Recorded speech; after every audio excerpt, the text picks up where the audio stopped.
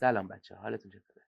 من دارم یه انیمیشن آغازین واسه شروع شورت ها و ویدیوهای کانال سویلیشن میسازم. خواستم از روند ساخت این انیمیشن واسه شما یه ویدیو بسازم. خب بریم ببینیم چجوریه. این کار رو با تیوی پینت انجام میدم. خب ببینید تا یه حدی ساختم. پرتاب میشه، میشه، توی تناسب میکشه و مثل زد. یه تایم لپس از این قسمت انیمیشن واسهتون گرفتم که تو ادامه براتون میذارم. حالا قسمت اصلی این انیمیشن یک روتوسکوپیه. قسمت اصلی انیمیشن یه روتوسکوپیه. یه روتوسکوپیه که روتوسکوپی چیه؟ روتوسکوپی یه سبک از انیمیشن، یه تکنیک انیمیشنیه که بازیگر میاد اون فیلم رو بازی میکنه و اون فیلم ضبط شده میاد توسط انیماتور فریم به فریم نقاشی میشه. ما اینجا چیکار کردیم؟ نکنید از حرکت دست بشکن میندازه، اون پرت میشه و یه انگوش میاد دکتر سابسکرایب رو میزنه و خب ما توی این مرحله میخوایم دستا رو فریم به فریم نقاشی کنیم. چرا این کارو میکنیم؟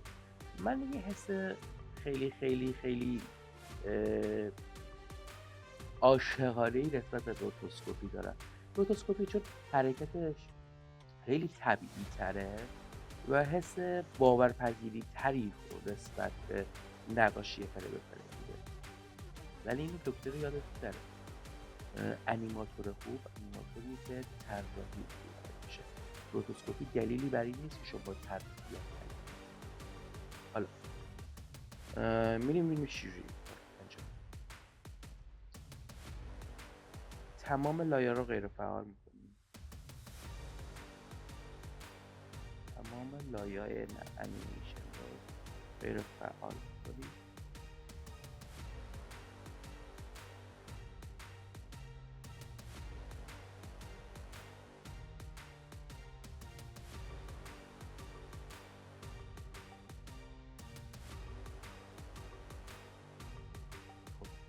فقط میمونه اون فیلممون.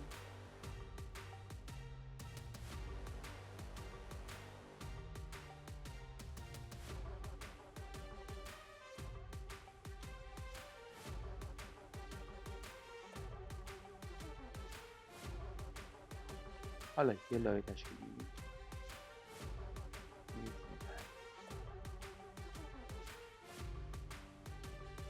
اوکی.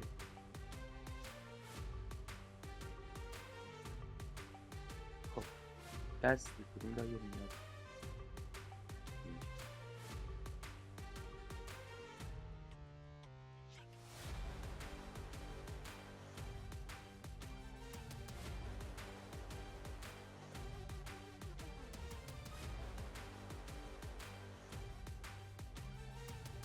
اینجا دست سوال میشه. خب شروع میکنیم.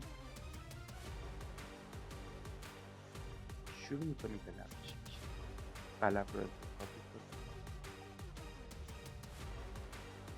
سایز قلم رو انتخاب میکنیم. همون 4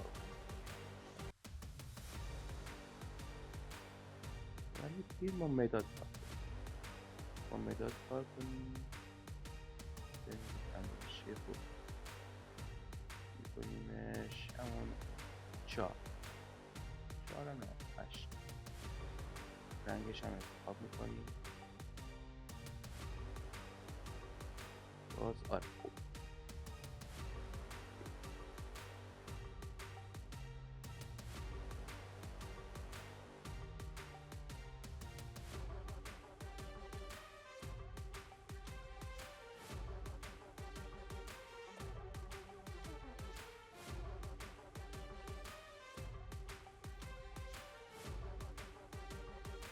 اوکی این بعدی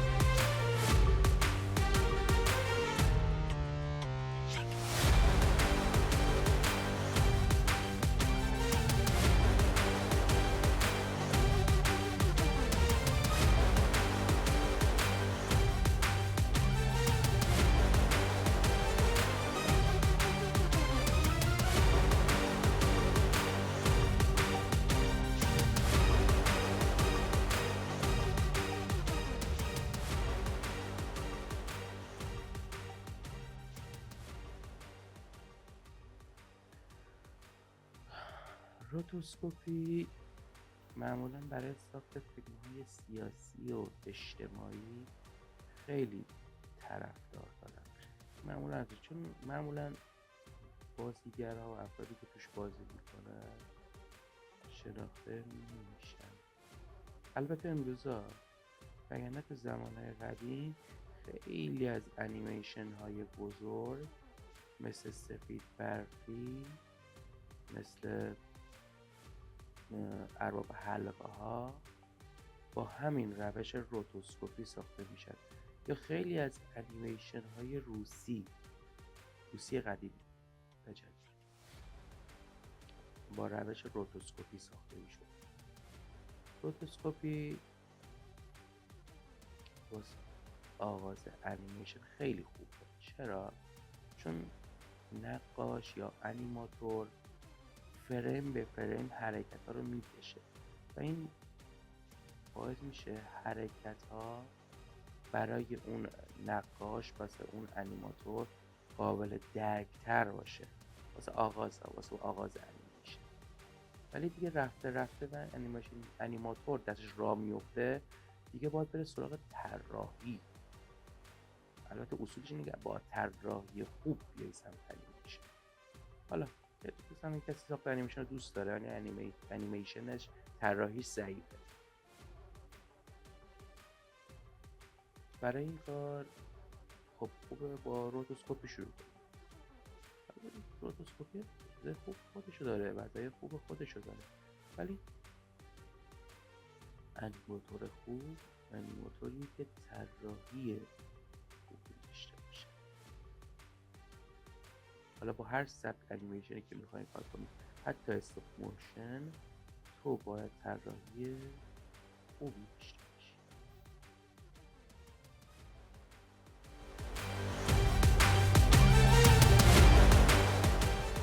حالا میخوایم درباره قلم‌های نوری صحبت کنیم. قلم نوری انواع مختلفی داره دیگه. بهترین قلم نوری که مانیتور داره که کار راحت‌تر میکنه. البته قلم نوری مانیتور دار نیست، یه قلم نوری عادیه که با صفحه کار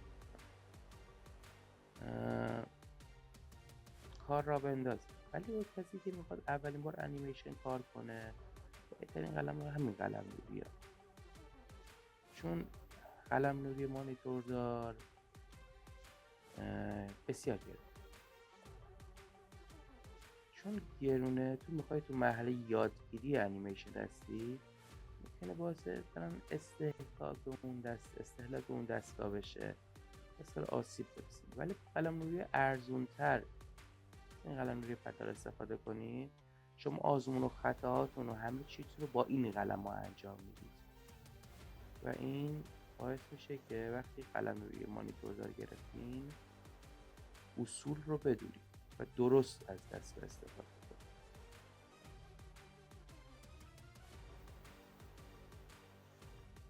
ولی باز انتخاب خود که چه نوع قلم روی خریدید. ولی به نظر من واسه شروع این نوع قلم روی عالی.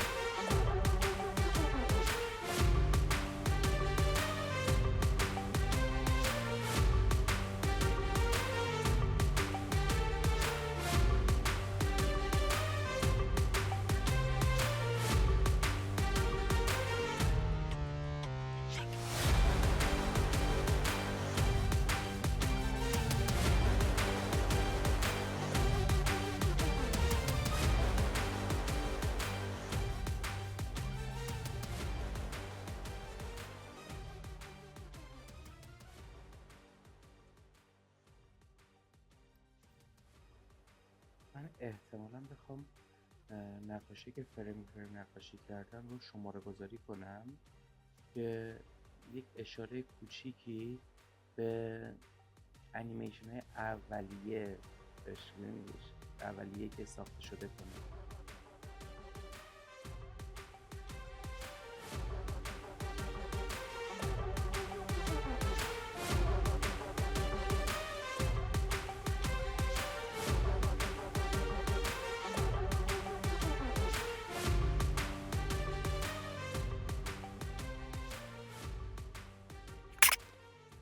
خب بریم ببینیم چجوری شد.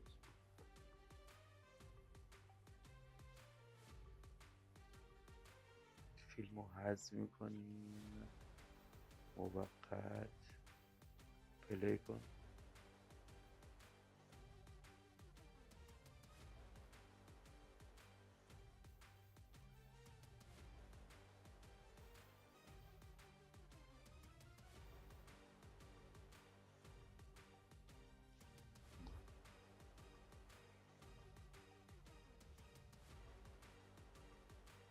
حالا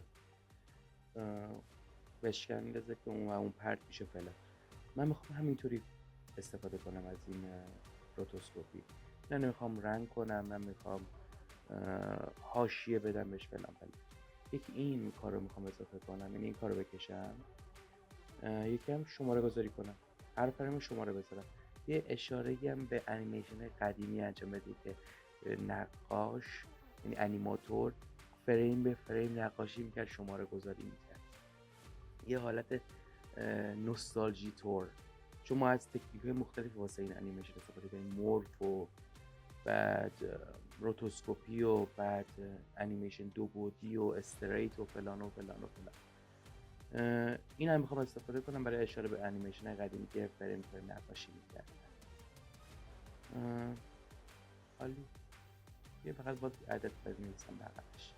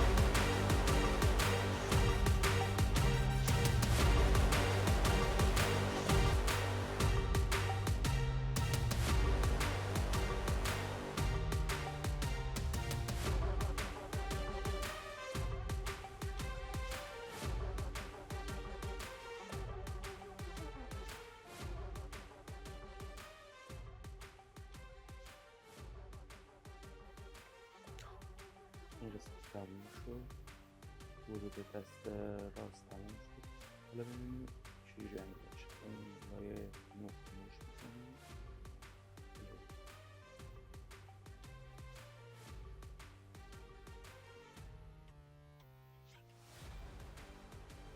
اوکی.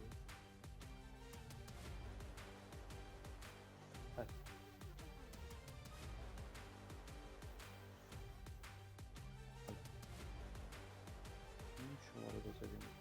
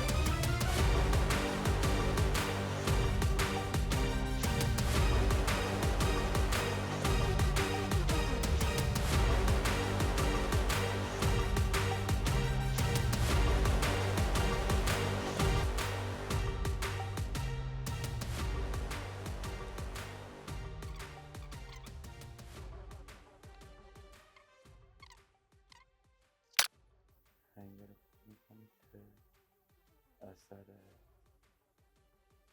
دیدنش.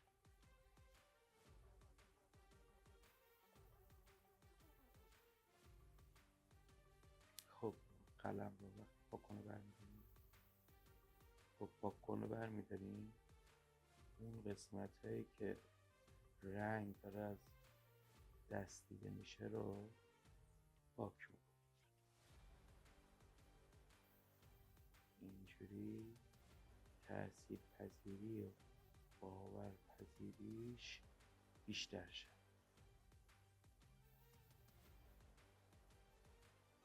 و تو ذوق نزنه در واقع.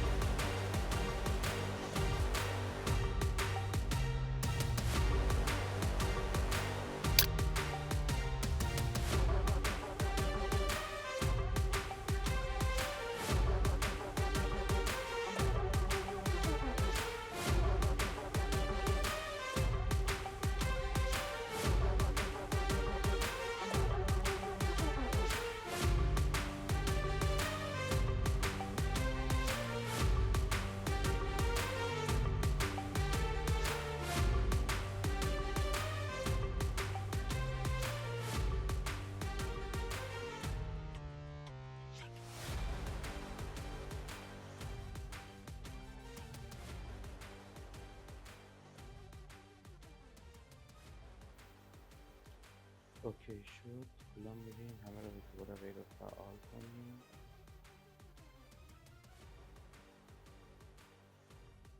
همه غیر فعال میکنیم. دست دوم رو میکشیم. میاد کلیک میکنه روی سابسکرایب. خب بچه دست کشیدیم. تمام لایه رو خاموش میکنیم به جز اون لایه دست و اون فیلمو. میایم لایه دوم رو بکشیم.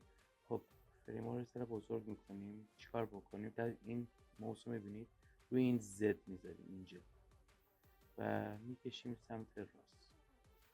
فریم ها بزرگ میشن. خب فریم رو انتخاب میکنیم.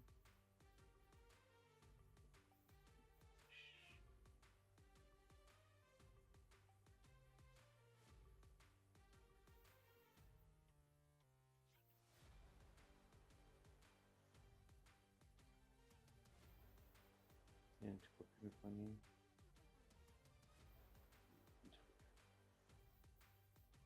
خب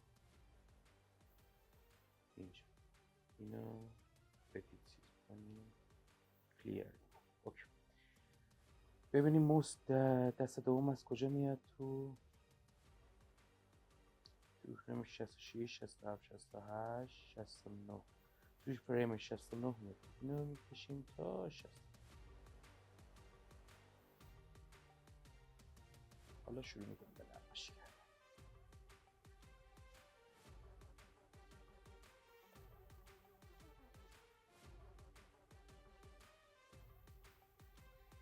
لایه رو میبینیم درست تو لایه درست قرار داریم. حالا شروع میکنیم به نقاشی کشیدن.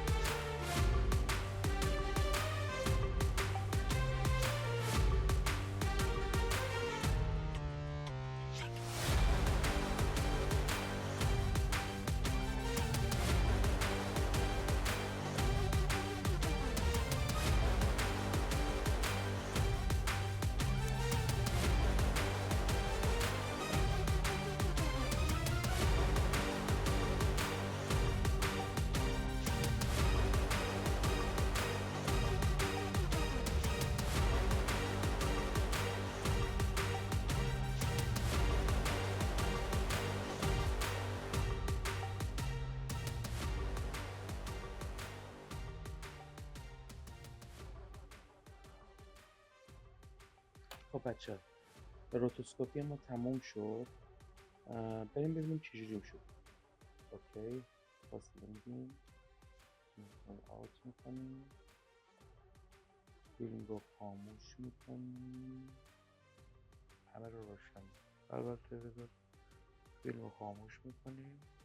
حالا بشکن میزنه، بعد میاد کلیک میکنه و خارج میشه. بشکن.